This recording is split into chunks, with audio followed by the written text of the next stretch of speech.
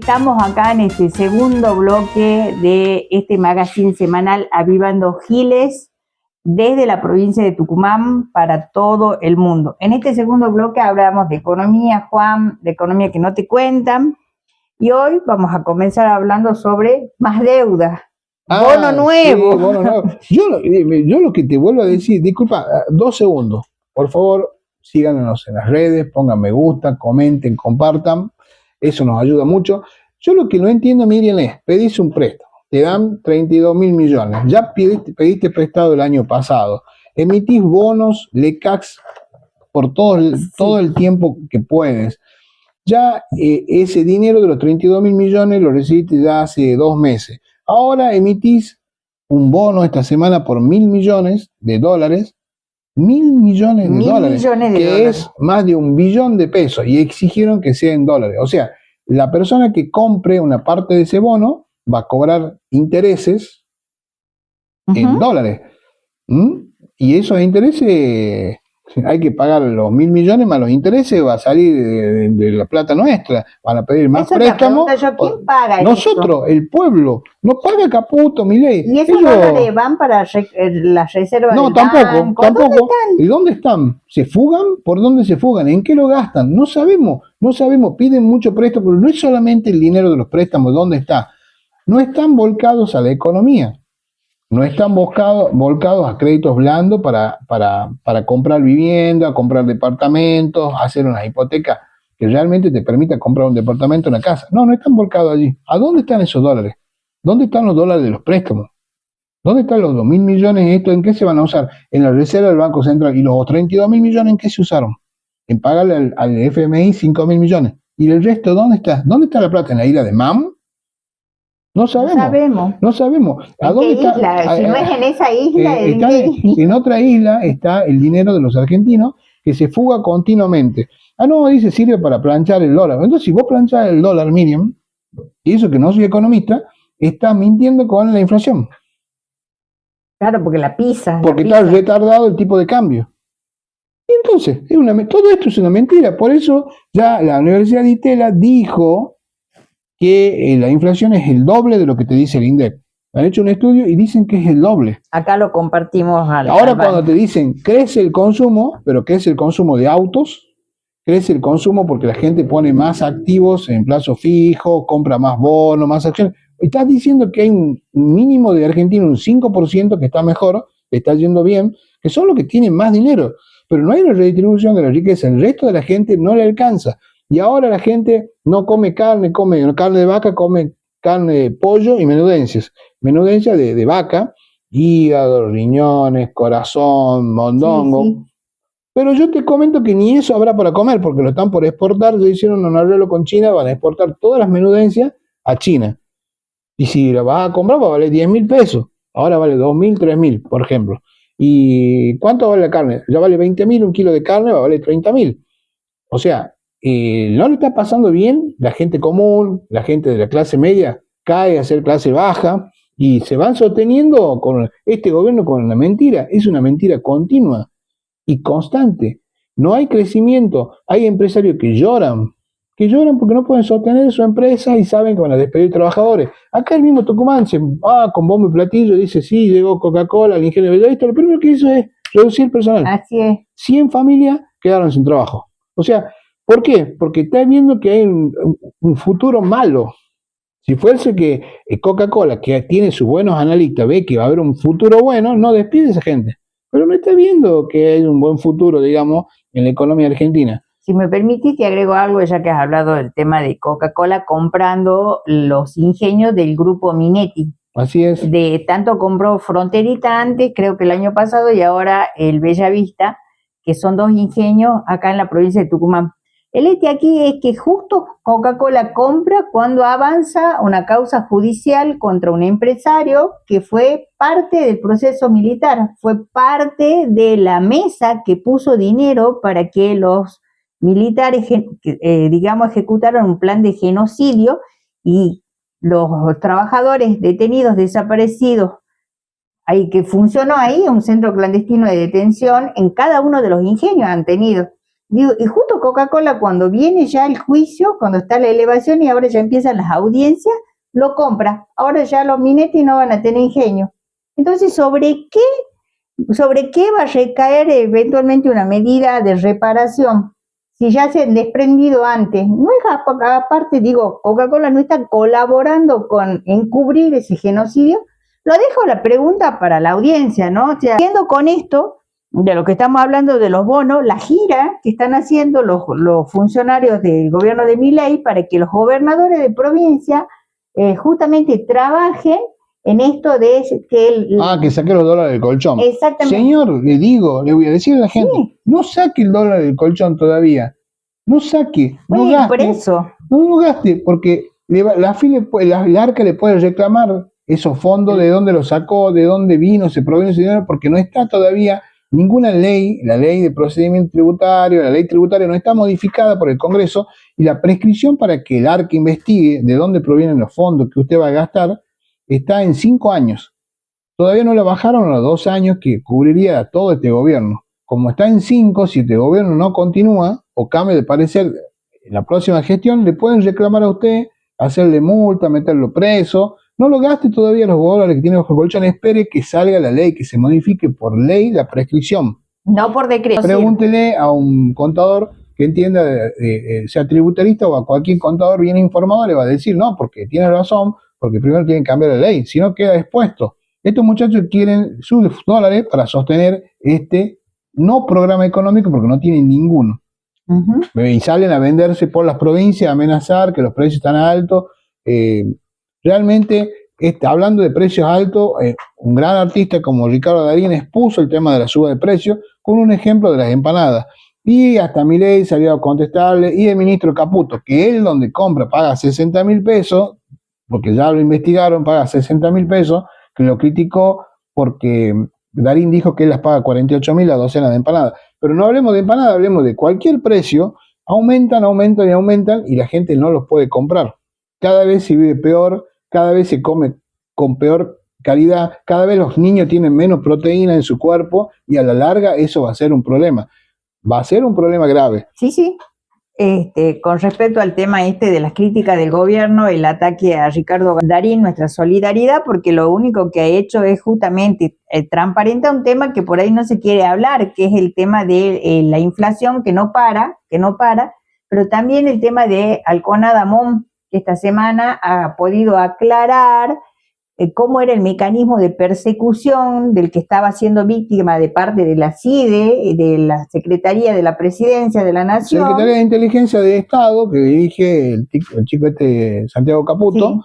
Sí. Bueno, este es un periodista muy importante a nivel nacional, principalmente trabaja en el diario La Nación, pero es un gran escritor, un gran investigador, y él dice, con toda la protección que yo tengo de FOPEA, de organismos internacionales, me quisieron hackear el Twitter, me quisieron hackear el WhatsApp, este escarmiento que le quieren dar a todos los que investigan, porque lo único que hizo es investigar y decir que la CIDE tenía ya un protocolo para empezar a investigar a los referentes sociales, a los periodistas, a los comunicadores que critican al gobierno. Eso es espionaje interno, no pueden hacerlo. Así. Como él lo denunció, la primera víctima de ese sistema perverso fue él. Y él, con su valentía de siempre, lo denunció. Nosotros nos solidarizamos, así como pedimos todavía que se investigue qué pasó con la agresión a Roberto Navarro, la agresión física, qué pasó, hay que recordar también que el presidente denunció a Viviana Canosa, a Ariel Jalap, a Carlos Pañi, con una denuncia que no tenía asidero y que fue desvirtuada por la justicia, pero también es el amedrentamiento. Trato de condicionar lo que decís, te amenazo, te meto miedo, pero realmente lo que tiene miedo es Milei y su gobierno, porque le tienen miedo a los periodistas. ¿Por qué? Porque los periodistas investigamos, comentamos y analizamos la realidad, y lo analizamos a ellos en sus actos. Y como tal vez la gente no tiene el tiempo y nosotros vivimos de esto, trabajamos de esto, podemos tener más tiempo para analizar y mostrar cómo son las cosas, les molesta. Milei y su gobierno tienen miedo. Coincido, mira vos, estábamos hablando que este otro punto del bloque era el tema de los enemigos que elige el gobierno o los que crea el gobierno. Había hablado de los artistas, caso de Lali Espósito, Darín después, después el tema de los periodistas va instalándose, y lo curioso es que ahora aparece la Cámara de la Construcción. Hay una entrevista muy interesante que les recomiendo que la vean, la ha hecho Leticia Muñoz, que es la jefa de redacción de diarionorte.com, y conversa con el presidente de Camarco, que es la Cámara de la Construcción, ahí en la provincia de Chaco, y este señor Salgado, de apellido Salgado, se llama Alejandro Salgado, expresa textualmente: son golpes mediáticos. Es decir, lo que busca permanentemente el gobierno es instalar golpes mediáticos, y dice él que el gobierno nacional los ha elegido al sector de la construcción y sobre todo a quienes desarrollan el tema de la obra pública como los enemigos a atacar. ¿Por qué? Porque permanentemente insisten con que estas empresas son nichos de corrupción, y dice él, y no es así. Nosotros contribuimos al sostenimiento del país al hacer justamente lo que el Estado ha dejado de hacer y hemos tratado de mejorarlo. Está muy bien explicado el argumento. Sí. Te cuento más. Dice, ellos, las autoridades nacionales, parecen ser los únicos que sacan los pies del plato, y en verdad no es así, porque el sector político tiene que dar explicaciones, tiene que rendir cuentas. El sector político no está siendo interpelado por el gobierno de Milei. ¿A quién le habla? A la oposición. Así es. A la oposición con la cual ya han tenido. Y las modificaciones de las cuales habla el ministro Sturzenegger, al crear el sistema comprar y contratar, lo único que han hecho es apenas si agilizan unas cuantas cosas, pero no deja de ser, muy burocrático el modo de contratar. Y lo que sí ellos ven como una ventaja, pero también como un peligro, la flexibilización que han hecho con las nuevas metodologías al crear un sistema de registro que se llama Sistema de Información de Co-Contratantes, donde hay categorías de proveedores, contratistas de obra pública, concesionarios de obra pública, infraestructura y servicios públicos. ¿Qué es lo que tiene de interesante ahora este registro? Ahí se van a poder inscribir empresas que no tengan más de 2 años de antigüedad, que incluso pueden aparecer como comprobando que tienen capacidad para ejecutar una obra, un antecedente o de otra empresa privada, de obras privadas que hayan hecho, decían, construido, por darte una idea, un barrio privado o un puente dentro de un barrio privado. Eso lo pueden poner para respaldar su historia empresaria en esto. Su capacidad de gestión. Su capacidad, pero dice Alejandro Salgado que eso también es algo que puede dar lugar a que todo quede muy sujeto, como todo lo que va haciendo este gobierno, pendiendo de un hilo, porque puede ser que en realidad sea una pantalla, sea un velo jurídico, que eso no exista. ¿Me entendés? O sea, ahora buscan meter a los amigos que ya tienen experiencia con la criptoestafa a través de la obra pública, a que lo estafen al Estado. Y lo que rescato de esta nota es que este hombre hace mención a la obra paralizada, al daño que se está haciendo al no darle continuidad, porque dice él, hubieran hecho una auditoría como corresponde, pero sigan ejecutando las obras para que no se paralice. Se ha paralizado la economía, el interior del país. Y lo curioso es lo que dice. Ellos han hecho un informe que es del año 2024, el deterioro de la infraestructura vial en el país. Dice, en Argentina permitimos que una tonelada de un camión, una tonelada más de carga por eje que en los Estados Unidos. Hemos empezado el programa hablando de Estados Unidos, que todo el tiempo Milei se referencia en Estados Unidos. Eso significa que las rutas aquí duran la mitad de tiempo. ¿Por qué? Llevan más carga de la que está realmente preparada para soportar la obra, la ruta, ¿sí? Pero al margen, dice, nuestros camiones van encima con exceso de carga. Nadie controla las cargas. Y es lo que está diciendo, no hay controles. Y con respecto a cómo se recupera el país, cuando ves los números, lo vamos a compartir al cuadrito para que lo vean, dice, para evitar el deterioro en el país de todo lo que es el sector vial, se necesita invertir 6.700 millones de dólares en infraestructura nacional y provincial.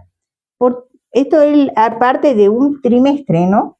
Después habla, para infraestructura municipal, en el caso de la provincia de Chaco, necesitaba 1.800 millones de dólares, y para la infraestructura gestionada por privado, el privado en esa inversión tiene que poner 22.800 millones de dólares para que se ejecute y pueda recuperar. Sí, yo le comento, mire, yo tenía un dato de que también realizado por la Cámara de la Construcción Argentina, donde dice que nosotros tenemos ya una pérdida argentina en el año 2024 por la no realización de la obra pública, que sería mantener las rutas, las escuelas, los edificios públicos, de 25.000 millones de dólares.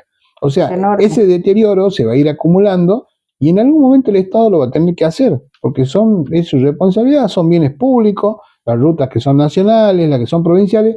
Al no ponerlo ahora los recursos, después no tendremos camino o habrá que hacer las obras.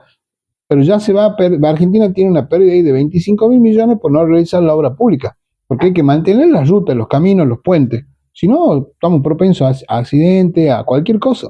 O sea, lo que no se invierte con sudor, con trabajo, hay que invertirlo en algún momento. Lo mismo hay que invertirlo. Lo reparas con lágrimas. Y lo mismo hay que invertirlo. O sea, y además hubiésemos generado más trabajo. Por eso yo digo, ¿dónde está todo ese dinero? Quiero que me comenten, que ustedes comenten y me digan qué piensan, dónde está el dinero de los argentinos, el dinero que nos ahorramos en hora pública.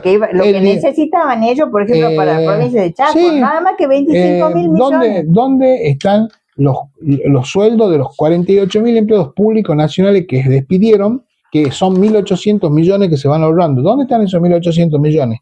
¿Dónde están los 25.000 millones que se ahorraron de obra pública el año pasado? ¿Dónde están los 32.000 millones que le pidieron al Fondo Monetario, al Banco Mundial, al BIP? Sí. ¿Dónde están los 1.000 millones de esta semana? ¿Dónde está ese dinero? ¿Dónde está el ahorro de no pagarle bien a los jubilados? ¿Dónde está el ahorro de no darle aumento a los empleados estatales? Porque ahora la paritaria que ofrece el gobierno no es una burla, no es un chiste, es cero.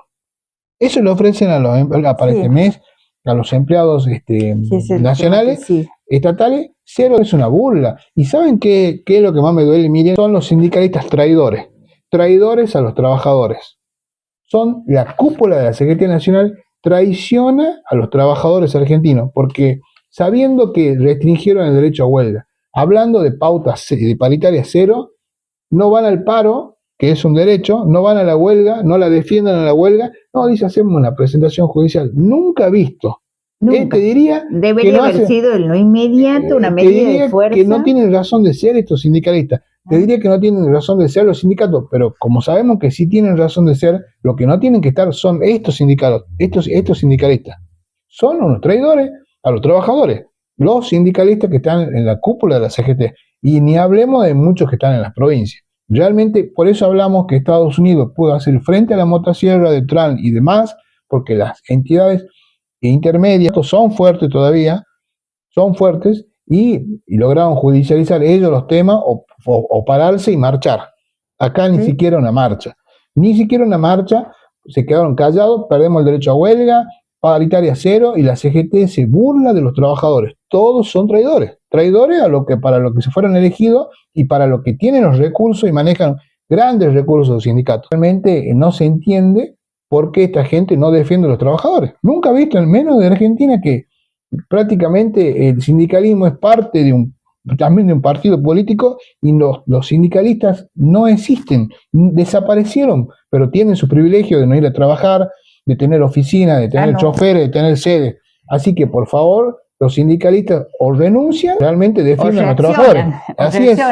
Pero hablando de lo que hablas de los privilegios, y yo creo que ellos no la ven venir, pero son una especie en extinción, los sindicalistas de la burocracia sindical, como se la llama. ¿Por qué? Porque Sturzenegger sigue avanzando con las medidas, y ahora le tocó el turno a la Secretaría de Trabajo, que ha creado 2 registros. Uno ya existía, pero lo va a digitalizar y lo va a tener actualizado, que es el registro de delegados gremiales del Estado, ¿sí? De ese registro va a llevar el control de quiénes son los delegados, dónde están, cuándo empieza su mandato, cuándo vence. ¿Para qué? Para terminar con la casta sindical. Vienen a acabar con la casta sindical y la casta sindical está tranquila, ¿no? Está Pero ahí. no acabarán con la casta, van a acabar con los sindicatos. Con los sindicatos. Ese es el problema, digamos, grave, y que esta gente se presta a eso. ¿Y sabes de dónde han partido? Por ejemplo, de una oficina de la de Migraciones que tenía 303 delegados, ¿sí? Para apenas 4.000 trabajadores. Y dicen ellos, partiendo, como siempre, no se olviden que el gobierno usa una forma de comunicar desde la falacia, desde lo mentiroso, ¿sí? Ellos te dicen una cosa, pero en realidad siempre hay que agregarle más información. Pero han partido de esto, o que el INTA, por ejemplo, tenía 284 delegados y había 6.000 trabajadores, con lo cual dice que desconoce lo que dice la ley, que es un delegado a partir de los 50 trabajadores y después va uno cada 100, dependiendo de la cantidad de trabajadores que haya en una dependencia y demás. Lo otro, el registro de juicios.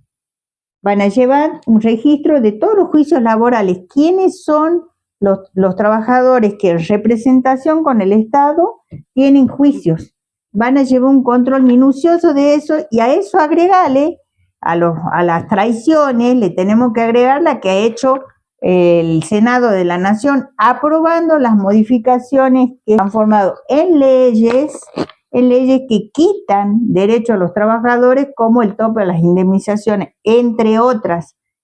Hay que revisar la función y el trabajo de cada uno de los senadores. Milei no gobierna solo, gobierna en acuerdo con parte del Congreso Nacional. Diputados y senadores le han aprobado un paquete de medidas que vienen a cercenar derechos laborales.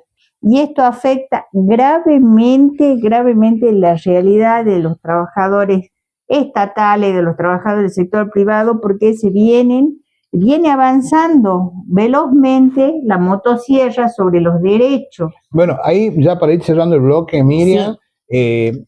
Le quería decir que estamos acompañando de este espacio, apoyamos a los médicos y a los trabajadores del Hospital Garrahan, porque si bien está en Buenos Aires, muchos comprovincianos viajan, de gente de las provincias, niños, viajan a ser atendidos, a ser curados, a ser sanados, que les salven la vida. Y estos despreciables que gobiernan hoy, estos despreciables que están en salud, que son incapaces, porque dicen, hay 1.000 empleados administrativos para 500 médicos, una cosa así, eso es mentira. Hay muchos administrativos, porque los figuran como administrativos son los enfermeros. Uh-huh. Entonces, como no le quieren pagar como enfermeros, que incluso hay causas denunciando eso, figuran como administrativos, pero no es porque sean empleados administrativos, son los enfermeros y están los médicos. Y si fuese cierto o no, esta gente gobierna hace 15 meses, el gobierno de Milei, y todavía no pudo encargarse de un hospital y separar la paja del trigo, de ver quién trabaja, quién no. Son muy ineptos, pero sobre todo son despreciables porque juegan con la salud de los niños, porque podrían ir haciendo el control y sacando a la gente que no trabaja. Supongamos que haya alguien que no trabaje, tiene que seguir la atención a los niños, y hay que aumentarle el sueldo a los médicos, ganan menos de $1 millón. Ahora hay amenazas de no aprobarlos, de correrlos, de sancionarlos, de hacerle causas. O sea, redoblan la apuesta y no le importa la salud de los niños argentinos. A nosotros sí nos importa, por eso apoyamos a quienes luchan en el Hospital Garrahan contra esta despreciable no política de Estado, porque no hay ninguna. No. Y la viceministra de Salud es una despreciable, una inecta, porque hace días que habla de que va a controlar. ¿Y por qué no se sienta con 10 o 20 empleados del ministerio y controla? A ver, vengan todos los que trabajan acá, ¿qué hace usted? ¿Médico? ¿Usted enfermero? ¿Usted administrativo? Eso no pueden hacer, son tan incapaces, o solamente les importa reducir el gasto, sin importarle la vida de los niños.